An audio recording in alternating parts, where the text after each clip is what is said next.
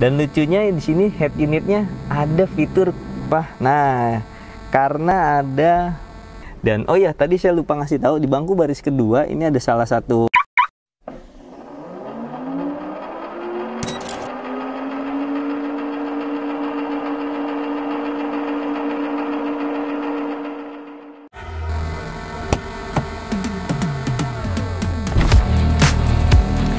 ya Sobat That's Hobby. Tadi kita udah muter-muter nih pakai Hyundai Stargazer, dan di video sebelumnya kita udah ngebahas tentang eksteriornya, dan sekarang kita mau ngebahas tentang interiornya. Mau tahu lebih jelasnya?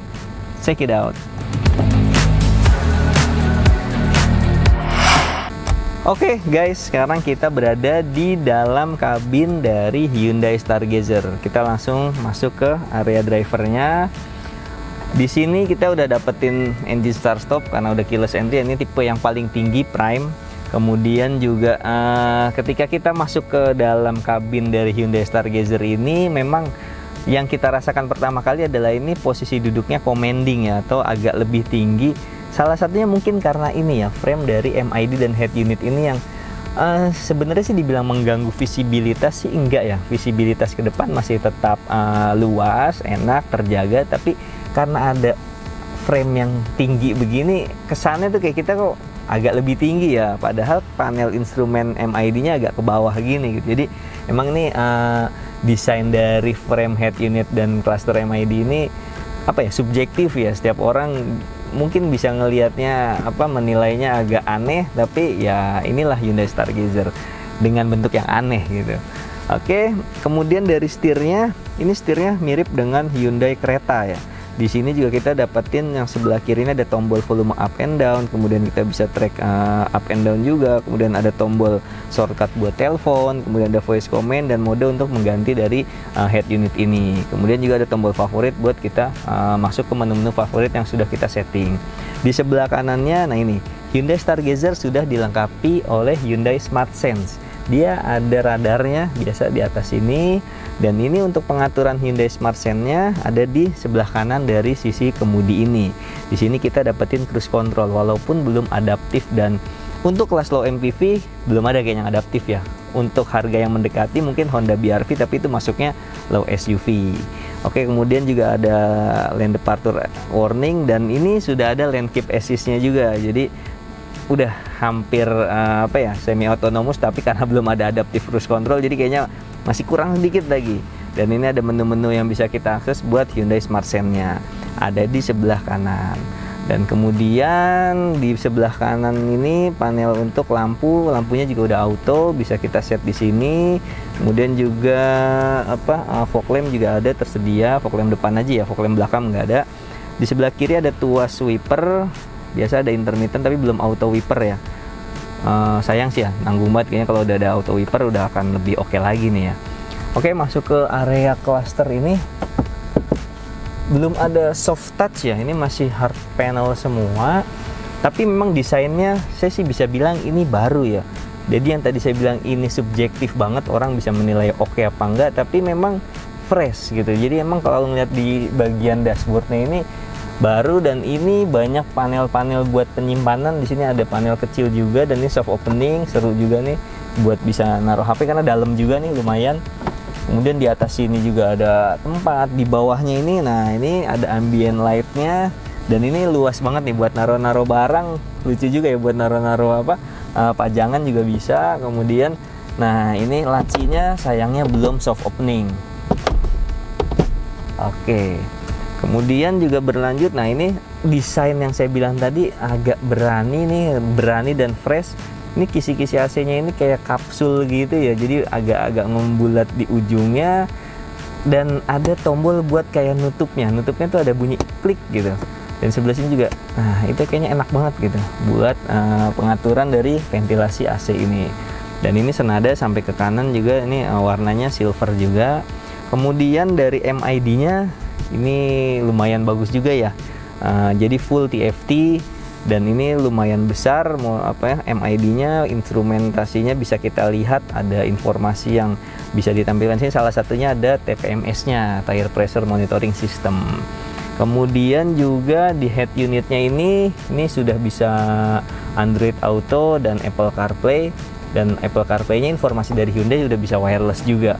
Dan lucunya di sini head unitnya ada fitur penunjuk arah kiblat. Wah, buat ini ngerti ya, buat pasar Indonesia di mana mayoritas Muslim ya lumayan kepake gitu. Jadi kita kalau misalkan kondisi darurat ya apa ya, kita bisa menentukan arah kiblat dari head unit ini ya. Ini semacam fitur kompas mungkin ya. Oke, kemudian juga hard panel ini berlanjut sampai sisi door trim ya. Door trim ini semuanya hard panel, ada bagian soft touch-nya tapi hanya di bagian trim di sini aja nih. Ada jahitan juga asli nih kalau jahitan yang di soft touch-nya, kalau yang di atasnya ini palsu ya, ini bahan plastik. Kemudian juga untuk armrest-nya di sini juga udah soft touch juga. Dan ini ada speaker, ada cup holder 3. Ini juga door handle-nya udah pakai chrome warna silver. Di sini ada tweeter juga. Kemudian di bawah AC sebelah kanan ini ada ruang penyimpanan kecil, lumayan buat naro-naro kunci. Ini juga di atasnya juga sebenarnya bisa buat naro kunci juga. Kemudian di sini nih, oh ini fuse nih. Kalau ini fuse, kirain ada laci di sini. Oke, pengaturan setirnya tilt dan teleskopik. Jadi kita sangat mudah untuk mencari posisi berkendara yang nyaman sesuai postur tubuh kita.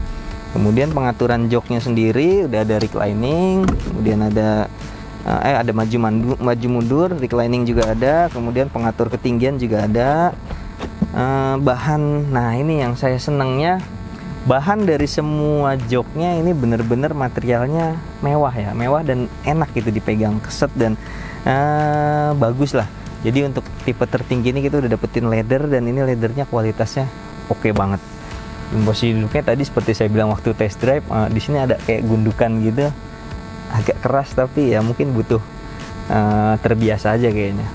Kemudian di sini ada armrest juga, armrestnya juga udah bahan soft touch, tapi ini nggak bisa dimajuin. Andai bisa maju lagi, jadi kita bisa nyetir sambil senderan tangan. Tapi ini karena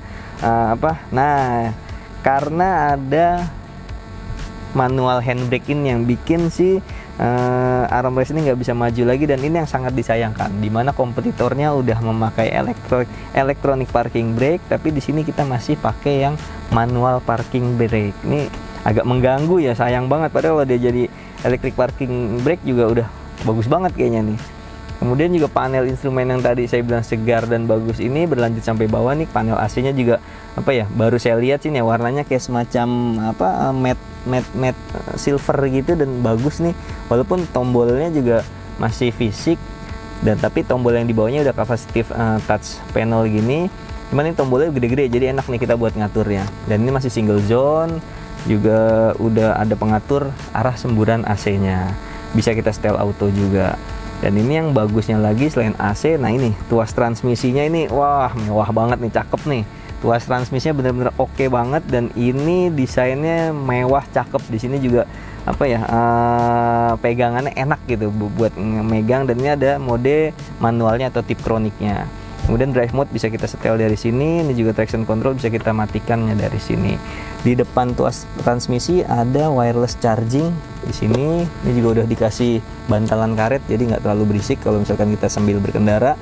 Ada power outlet juga 12 volt, USB 1, dan ya udah cukup kayaknya itu aja.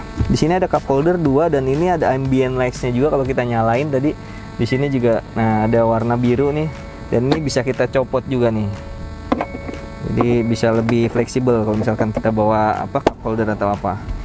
Ini tadi yang saya bilang armrestnya juga lumayan dalam nih, di dalamnya kotak penyimpanannya juga lumayan dalam.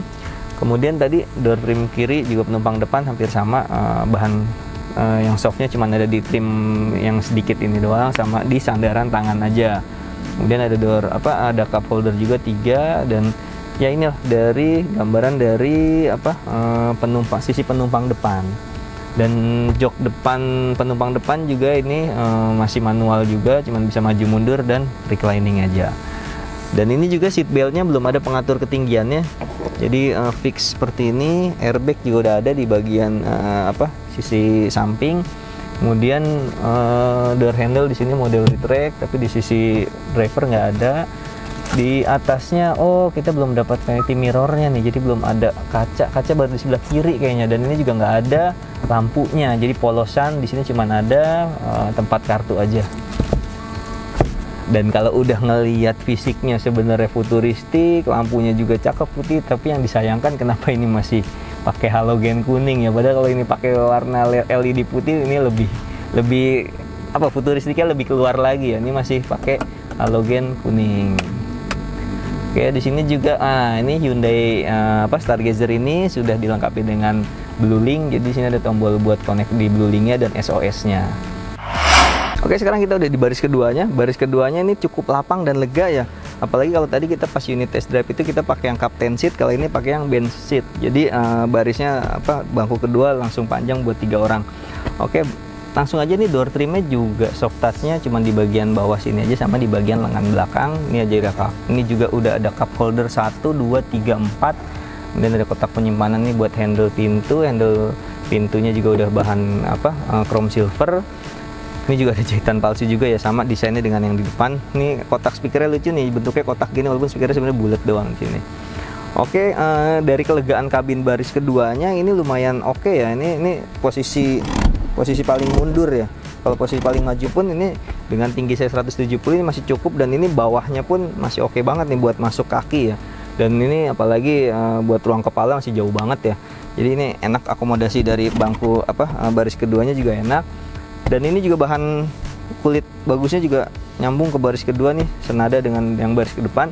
Di sini ada door pocket 2 tingkat gini, ini bisa buat naruh HP, kemudian ini bisa buat naruh buku. Di samping kiri dapat ini meja lipat seperti ini, dan ini lumayan kuat juga, lumayan nih buat kalau misalkan dibutuhkan. Di sini juga ada door pocket seat pocket juga. Di sini ada USB 2, ada slotnya juga buat naruh barang di sini. Kemudian, karena ini penggerak roda depan, ini nggak terlalu gundukannya nggak terlalu tinggi ya, jadi enak nih, masih lega. Kalau kita duduk di tengah, emang ini agak keras nih, karena ini sebenarnya ini armrestnya pun lega, tapi kalau kita buat duduk ini agak keras. Dan kalau kita turunin, kita mesti tarik tuas ini dulu. Nah, ini proper banget nih, armrestnya juga enak banget, cukup enak, tapi nggak ada cup holder di armrestnya. Sebelah kiri sama. Oke. Oh ya, satu lagi, ventilasi AC ini kalau orang nyebutnya double blower ya. Ya ini sebenarnya hanya penghantar dari udara di depan dihirup kemudian dikeluarkan lagi dari sini. Cuman informasinya untuk tipe prime di sini ada pendinginannya lagi. Jadi tetap udara yang keluar juga tetap dingin. Walaupun ini bukan dari langsung kompresornya. Ini pengaturannya ada 3 fan. Ya lumayan buat sampai ke baris belakangnya. Di sini juga ada door handle model retract juga. Oke, kita langsung lanjut ke baris ketiga. Cara masuknya ini udah one touch tumble. Nah, sekarang kita masuk ke baris ketiga. Oke, sekarang berada di bagian baris ketiga dari Hyundai Stargazer ini. Ini bangkunya sebenarnya enak ya buat senderan, karena tadi pas kita test drive saya juga coba untuk duduk di bangku baris ketiga ini cukup nyaman sih, dan lega ya, ruang kakinya juga cukup lega kalau bangku baris keduanya agak dimajuin. Dan ini serunya lagi, kita bisa ngatur reclining dari bangku baris ketiganya. Dan ketika kita ngatur reclining, dasar atau alas buat bangkunya ini juga ikut bergerak, jadi ngikutin dari kerebahan di senderannya. Dan saya tadi bilang sih, setelah kita coba buat jalan, lumayan proper buat orang dewasa di bangku baris ketiga ini. Dan oh ya, tadi saya lupa ngasih tahu, di bangku baris kedua ini ada salah satu unik juga nih. Jadi si seat belt ini, pegangan seat belt ini tersimpan rapih di sini ya. Jadi ini ada semacam ruangan dan ada karetnya juga, jadi seandainya seat belt tidak digunakan, ini bisa tersimpan rapih. Oke, inilah review dari interior Hyundai Stargazer. Terima kasih atas atensinya. Jangan lupa subscribe channel Dad's Hobby dan nyalakan notifikasi supaya selalu update dari video-video kita.